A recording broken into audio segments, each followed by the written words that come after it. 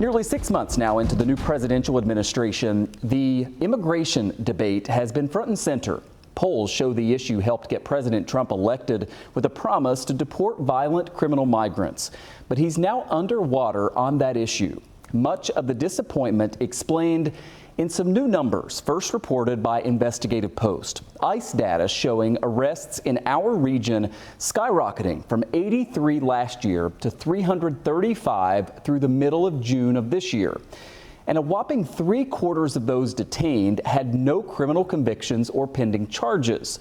The Investigative Post article also detailing deception in recent press releases and social media posts from ICE. President Trump's border czar has repeatedly said violent criminals are the target.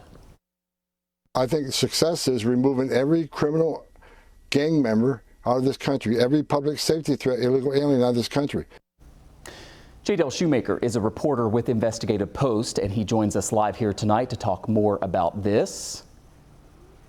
And Dale, tell me, first of all, again, the polls are very clear on this issue, right? Most Americans support deporting criminal migrants. That's been sort of the message from the White House from the beginning. The numbers show a sort of different picture in Western New York.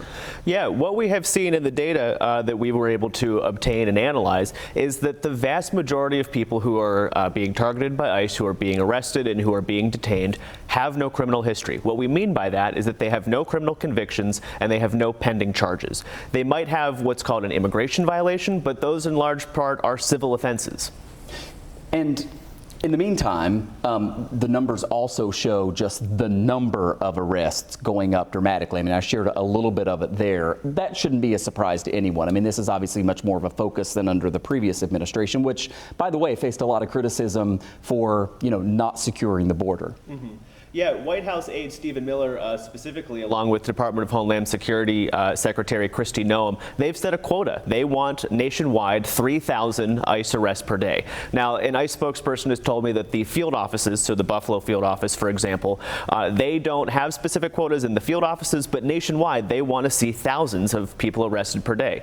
So what we've seen in our reporting is that ICE is targeting anyone they can find. I've been on this program before talking about detentions at the bridges. We're talking about raids of job sites. We're talking about traffic stops. We're talking about just anybody that they can find. They will detain them. And the vast majority of those people don't have criminal histories. And then real quickly, we're showing right there some of the social media posts that have come out from ICE Buffalo, which are also painting sort of a picture that's a little bit in conflict with reality. Yeah, you wouldn't know that the vast majority of these people don't have criminal records if you're looking at the press releases and the social media posts the Trump administration is pumping out day after day after day. If you take a scroll through the ICE Buffalo field office Twitter account, for example, you'll see names and mugshots and all these terrible details about the heinous crimes they've committed.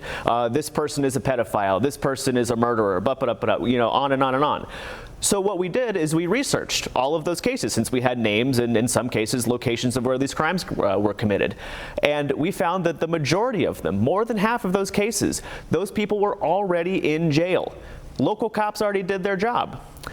They were in state prison, they were in federal prison. And that's a very typical thing. ICE, they will make requests to state prisons or federal prisons. They'll say, hey, you've got somebody who has a removal order, we want them. They drive a van to the prison, they pick them up, and they work on deporting that person. That happens under all presidents. But now, under Trump, they're really trumpeting that, and they're saying, look at all the terrible people we're getting out.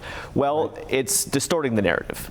And there's more reporting, by the way, to come tomorrow. Go to investigativepost.org and you'll be able to see where some of the job sites are where there have been some of these raids and the impact on all of us. Dale Shoemaker. Dale, thanks so much. Appreciate your time.